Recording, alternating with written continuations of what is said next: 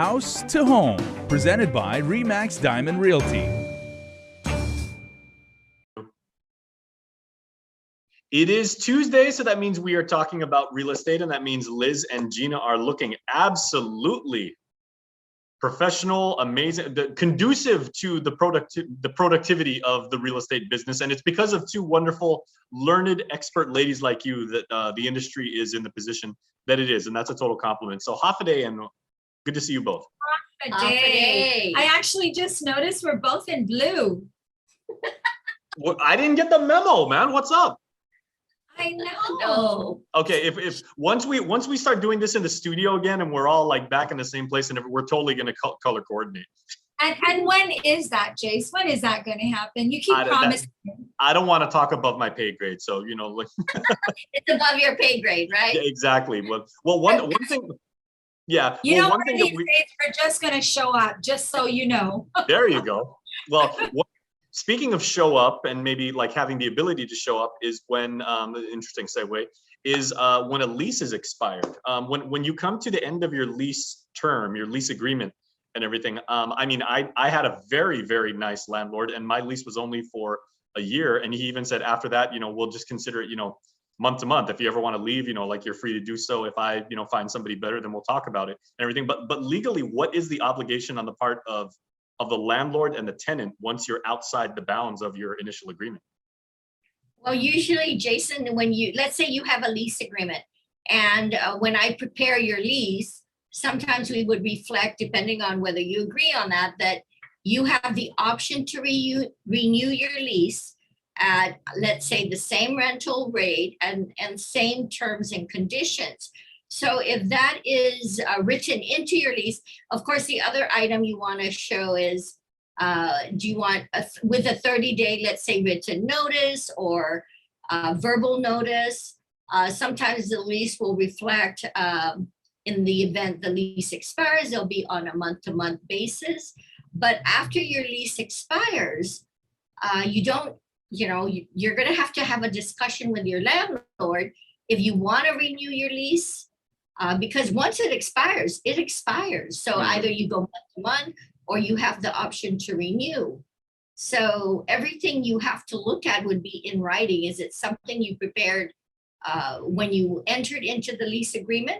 And what are the terms and conditions once the lease expires? Yeah, everything after that, it's basically at the discretion of both parties and everything like that. But yeah. Gina, can that be like a little, you know, not so secure for either party? It's not so secure, absolutely. More particularly right now, because with the rents going up and the cost of just about anything you could think of going up, landlords, I've been getting a lot of phone calls from landlords saying, you know, can you tell me what the market is doing? Because my tenants are on month to month. My cost of services last year and cost of equipment and materials went up a lot, you know, for last year, and I want to see what I can do. And usually that means I want to see where I could take the rent to. Now, the Landlord-Tenant Act that went into effect in 2019 dictates that if you're going to make changes, if you stay month to month and everything is the same, that's good to go, right, Liz? Mm-hmm. But that's right. Yeah, but once you know, let's say the landlord wants to increase the rent because he's saying, you know, my cost has gone up so much. He has the right to do that, but even even though the lease has already expired and you're a month to month, the landlord will still have to provide a 30-day written notice to the tenant saying, you know, effective 30 days out, your rent is going to be this amount. And so you're absolutely correct. Tenants can remain and landlords can remain on a month to month. But for me, I did that for a decade. I wouldn't feel safe doing that. I would want something so I could plan. If I'm a tenant, I was very, very lucky because my landlord was just like the coolest guy in the world. And he was like, you know, he was very, you know, very kickback. No, but if I'm a tenant, I want to protect myself. If my lease is coming up, I would probably look at my lease agreement 2 to 3 months out and say, okay, do I want to stay in this property? And then start negotiating early. Because as Gina puts it, if the rent goes up, am I budgeted to sustain that rental rate? because if it's not, at least I have 2 to 3 months out to start searching for a new property. Mhm. But just because you're in place does not mean you have the right to stay. And Jason, that's a tough one because, we do get phone calls from a lot of tenants saying my lease will be up in 2 to 3 months. And the reality is, if you're looking for something 2 or 3 months from now, the likelihood that we can help you today, because I mean, number one, if it's not usually landlords don't start advertising about 30 days, if the unit's about 30 days into it, it'll be ready in 30 days. That's when they start advertising. But if I show a tenant a unit and they want it 3 months from now, or even 2 months from now, the landlords usually say, no, I can't. I'm not going to hold it empty for that amount of time while I wait for you. So it's a real catch-22 for both sides. But we do encourage, if your lease is up, get something in writing, because as you said, and as Liz pointed out, this is a budgeting issue. Would it be safe for me to say, like, I can paraphrase, the great philosopher Beyonce, and basically like saying, when it comes to rental properties, if you like it, then you should have put a lease on it. Yeah. More or less, Yeah. loosely But defined. Yeah, right here. But I There you go. right here. I don't recommend you wait. You got I to should have start screen shared looking at that. it. We don't recommend you wait. You got to start looking at it. And once you notify the landlord that you're moving on, guess what?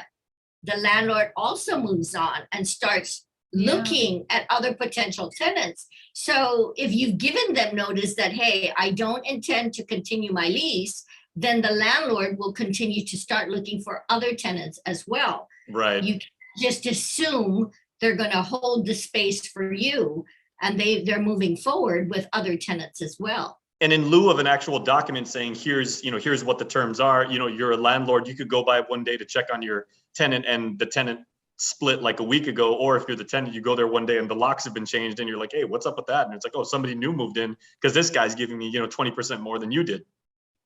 Yeah, but I don't. Against the law. Yeah, and I don't think it's about getting more money. I think it's about, if you're not going to renew your lease, then yes, we're going to move forward. And then at that point, a landlord will evaluate what is the current market value that I can get if I put it back on the market. So the previous tenant may have had a good deal for a number of years, but then when they give notice that, hey, I'm out of here on this date, at that point as a landlord, I would start to look at, okay, what can we get for it based on the new market value?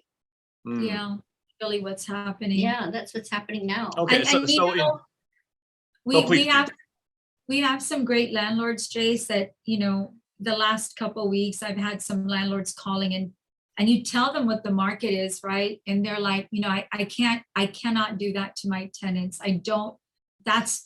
We have a responsibility to give them all the information, but thankfully we have a lot of landlords that have come back and said, no, I just need this much because I have to cover the bills, but I'm not increasing my rent like that for my tenants. And thank goodness that there are people like that, right? But they're and not. It's just good business if you're working underneath the coverage and the security and the safety and the guarantee, I guess, for both sides, if you're underneath like some sort of binding agreement. Right, and there are not Absolutely. that many that would operate that way, because a lot of them have expenses and they have mortgages. So they have to weigh the mortgage, their expenses that are associated with it, and that will probably dictate whether unless of course they're well established, they don't have a mortgage on the property, then they have the luxury of saying, well, I could keep them at this amount. But for those who have a mortgage and other expenses, they have to take those factors into consideration in adjusting the rental rates. Sure. Okay. Well, we are out of time, ladies. But Gina, could we please get that Beyonce impersonation like going again? That was a great. There you go. That's the realtor's credo right there. All right, ladies. Thank you so much.